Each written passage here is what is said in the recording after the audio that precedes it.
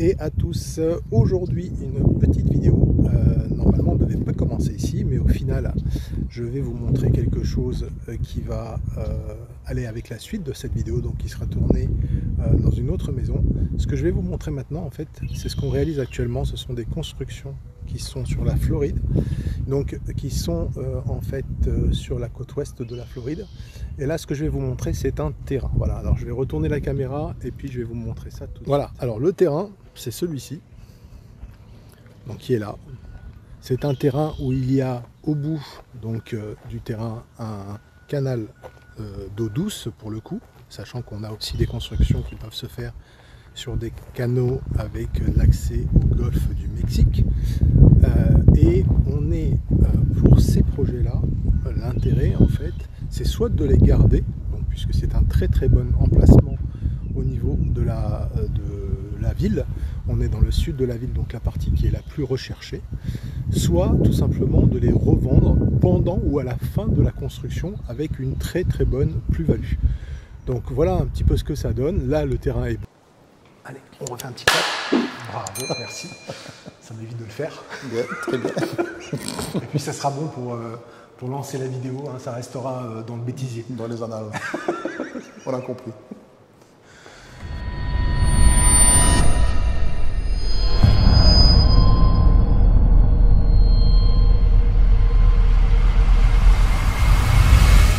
Bonjour à toutes et à tous. Aujourd'hui, on se retrouve pour cette vidéo. Donc, juste avant ce qu'on vous a montré dans la vidéo, c'est un terrain. Donc, un terrain qui va être construit donc avec un constructeur avec lequel on travaille ici. On a déjà bien évidemment acheté le terrain puisqu'on a le permis dans 2-3 semaines. On est fin avril. C'est un projet qui va commencer en termes de construction courant mai. Donc ce que vous avez vu juste avant, c'est le terrain et les environs du terrain. Là maintenant, on se trouve dans une maison qui est finie, qui est un petit peu plus grande que celle que l'on va construire sur le terrain en question, qui fait 2000 square feet quasiment ici, donc 180 mètres carrés. Ouais. Celle que l'on va construire sur le terrain juste avant que vous avez vu dans la vidéo, c'est une maison de 1600 square feet, donc environ 150 mètres carrés. Vous avez ici une maison qui est quasiment ce que l'on va proposer en termes de prestations globales. Après, bien évidemment, chacun peut choisir différentes choses en termes de couleur de granit, de couleur de porte, d'électroménager. Ici, on est sur une maison qui donc fait 2000 square feet, donc 3 chambres plus un bureau. Piscine, vous allez voir tout ça après dans la vidéo. Je vais vous faire un petit tour de la maison que vous allez pouvoir voir donc, juste à la suite. On est sur Cap Coral, donc sur la côte ouest de la Floride, côté golfe du Mexique. Et ce que l'on va vous proposer, en fait, c'est tout simplement d'investir avec nous sur des projets sur lesquels vous allez pouvoir soit garder pour faire du long terme ou du saisonnier, éventuellement, en ayant un prix d'acquisition beaucoup plus bas que ce que ça se vend aujourd'hui, puisque pour les 1600 square feet, on est à peu près à combien? À peu près 400 000. À peu près 400 000 $, voilà.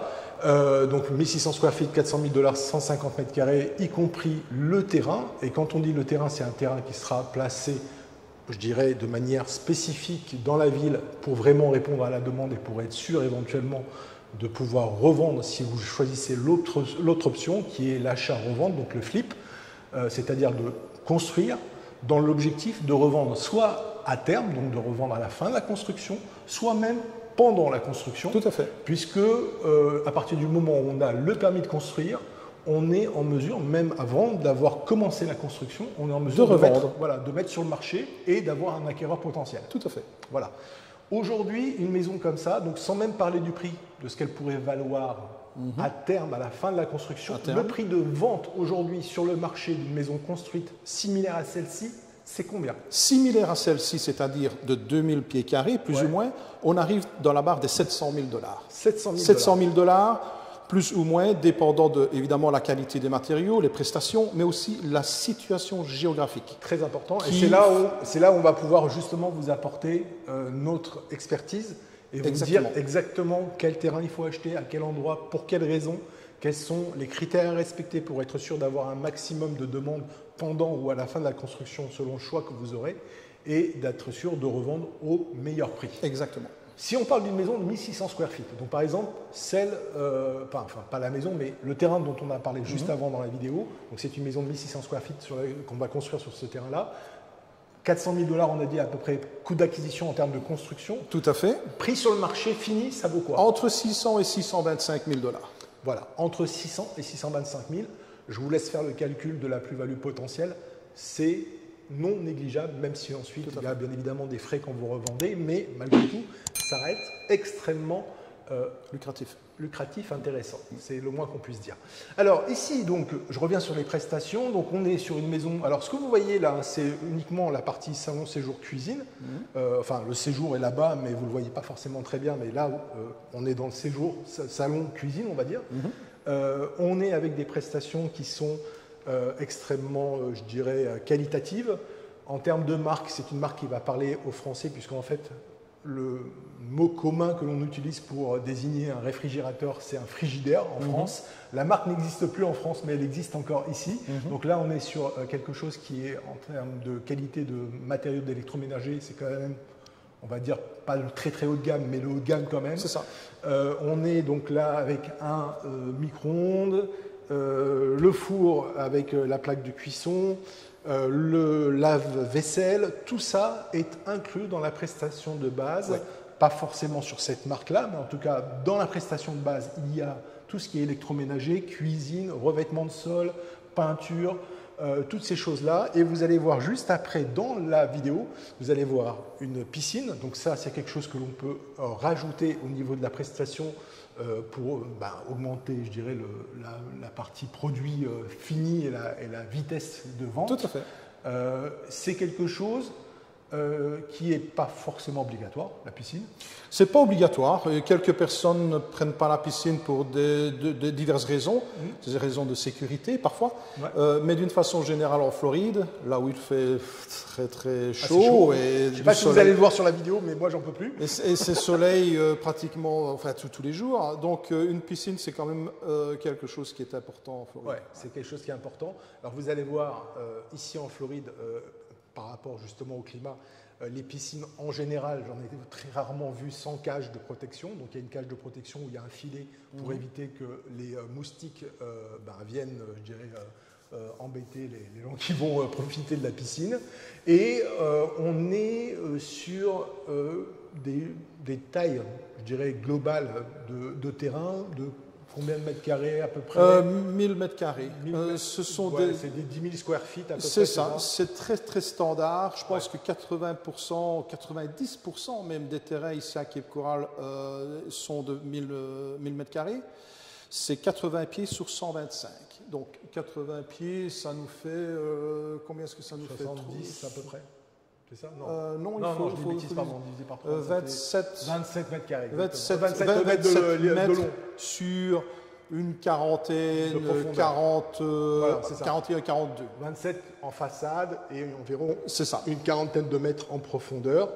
Et bien évidemment, nous, ce que l'on va vous conseiller pour être sûr d'avoir les prix dont on vient de parler en termes de revente, c'est d'avoir au minimum au bout du terrain, d'avoir le canal d'eau douce, donc le canal qui va permettre de mettre un bateau pour faire de la pêche, des choses comme ça.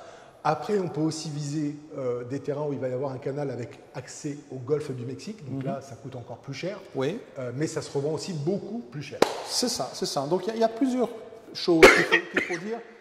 Le canal d'eau douce, c'est une chose. Le canal d'eau salée avec accès à la mer, c'est une autre chose.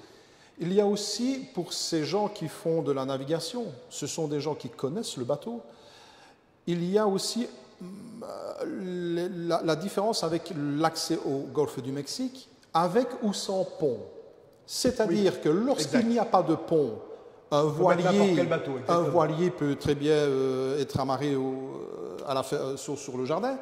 Mais une fois qu'il y a un pont, évidemment, ce sont des bateaux un peu plus petits, plus de plaisance, je dirais. Donc, il y a une différence également de prix sur les terrains qui sont de l'autre côté du pont par rapport à l'endroit où il y a un accès direct. Il y a aussi une différence de prix avec le temps nécessaire pour l'éloignement par rapport au golfe. C'est ça, pour aller de la maison, du jardin, jusqu'à l'embouchure, je dirais. Ouais. Donc plus c'est long, moins c'est cher. Mais d'une façon générale, lorsqu'on a accès au golfe, c'est plus cher que le canal d'eau douce, de toute façon. De quoi qu'il arrive, ça c'est sûr, quel que soit l'emplacement, s'il y a accès au golfe, même s'il faut une demi-heure en bateau pour arriver jusqu'au golfe du Mexique, c'est clair que le prix va être de toute manière plus élevé. Bon, donc maintenant, pour investir sur ce type de projet, avant de vous faire un petit tour de la maison en vidéo, deux manières, soit en cash, soit à crédit, et auquel cas on a plusieurs solutions à vous proposer. Sachez-le, c'est accessible à partir de montants qui sont malgré tout assez raisonnables, assez bas. Donc ça peut être quelque chose qui peut vous intéresser, même si vous n'avez pas forcément les 400 000 $, enfin l'équivalent en euros. Actuellement avec le change, on est plus ou moins dans les 360, 370 000 € à peu près. C'est quelque chose qui peut malgré tout vous intéresser et être faisable, même si vous n'avez pas forcément la somme au global, à condition bien évidemment d'être éligible à un crédit. Mais sachez que les conditions ne sont pas forcément les mêmes qu'en France, et même pas les mêmes qu'en Europe. Donc par conséquent, n'hésitez pas à nous interroger à ce niveau-là, parce qu'il n'y a pas forcément besoin, en fonction des taux, en fonction des programmes, puisque ça s'appelle des programmes ici, en fonction des programmes auxquels on va pouvoir, je dirais, postuler, il n'y a pas forcément les mêmes taux, mais en même temps, comme il y a différents taux qui sont plus ou moins chers, on peut avoir des fois des crédits, même sans avoir des justificatifs aussi importants que ce qu'on pourrait vous demander en Europe. Donc sachez-le, c'est aussi quelque chose qui peut être intéressant à signaler. Est-ce que tu vois autre chose, Cody, là pour la partie maison, projet de construction? Écoute, je pense que c'est intéressant de bien maîtriser le sujet de l'utilisation de l'argent en tant que levier. Lorsque une personne veut faire un projet comme celui-ci et dispose de 400 000 $ en cash, il va pouvoir faire une opération. Donc, on a un produit fini de 400 000, plus ou moins, et on peut revendre 600 000. Donc là, on est d'accord qu'on peut faire 200 000 de profit. Brut. Mais lorsque... Brut, entendons-nous bien, il y a des frais. D'un autre côté, lorsqu'on utilise 400 000 $ en levier avec deux crédits, en prenant le scénario où on fait deux affaires avec la même somme. De construction. À partir de là, nous avons deux produits au même moment, c'est 400 000 chacun, mais qui vont se revendre 600 000.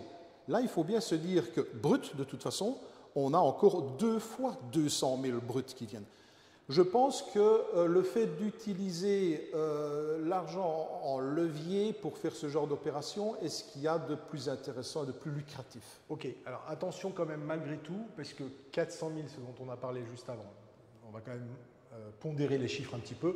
400 000, c'est si vous faites un paiement cash et que vous avez la possibilité donc d'acheter d'une part un terrain et d'autre part de payer une construction. Si on doit faire un crédit, à ce moment-là c'est différent. Pour les non-résidents, on ne peut pas faire de crédit pour de la construction, entre guillemets, telle que je viens de le décrire, c'est-à-dire acheter un terrain puis ensuite faire construire. À ce moment-là, on est obligé de passer par des promoteurs. Donc l'aspect, je dirais, acquisition va coûter plus cher parce que le promoteur, c'est lui qui va déterminer son prix de vente du projet global, c'est-à-dire d'une maison en VFA, en vente en état futur d'achèvement. Mais malgré tout, ce n'est pas forcément beaucoup plus cher et il reste, quoi qu'il arrive, une marge très importante pour pouvoir faire le projet. Et bien évidemment, comme vient de le dire Cody, si au lieu de faire deux maisons, si au lieu de faire une maison, on en fait deux, même si la marge est un petit peu moins importante que si on en fait une, vu que c'est multiplié par deux, c'est quoi qu'il arrive beaucoup plus intéressant. Donc voilà, en tout cas, n'hésitez pas là-dessus à nous consulter. Je vais maintenant faire un petit tour de la maison au niveau de tout ce qu'il y a donc, dans cette maison. C'est une maison 3 chambres, une salle de bain avec piscine, comme je viens de le dire. Je vous invite à vous abonner à la chaîne YouTube si vous ne l'avez pas encore fait, à aller visiter notre page Facebook et surtout, plus important, un petit pouce si vous avez apprécié la vidéo. Et n'hésitez pas à poser vos questions soit en commentaire sous la vidéo, donc si vous êtes sur YouTube, ou tout simplement en nous contactant. vous nous appelez ou vous nous envoyez un email. Il y a toutes les informations qui sont en dessous de cette vidéo dans les commentaires. Vous nous appelez, vous envoyez donc un email, vous posez votre question, on vous rappelle et on répond surtout à vos questions et peut-être qu'on peut lever quelques doutes que vous pourriez éventuellement avoir. Voilà. Merci, à très vite. Je vous laisse regarder la suite de cette vidéo directement donc, dans cette maison. Encore une fois, 180 mètres carrés. Vous allez voir, les prestations sont assez intéressantes.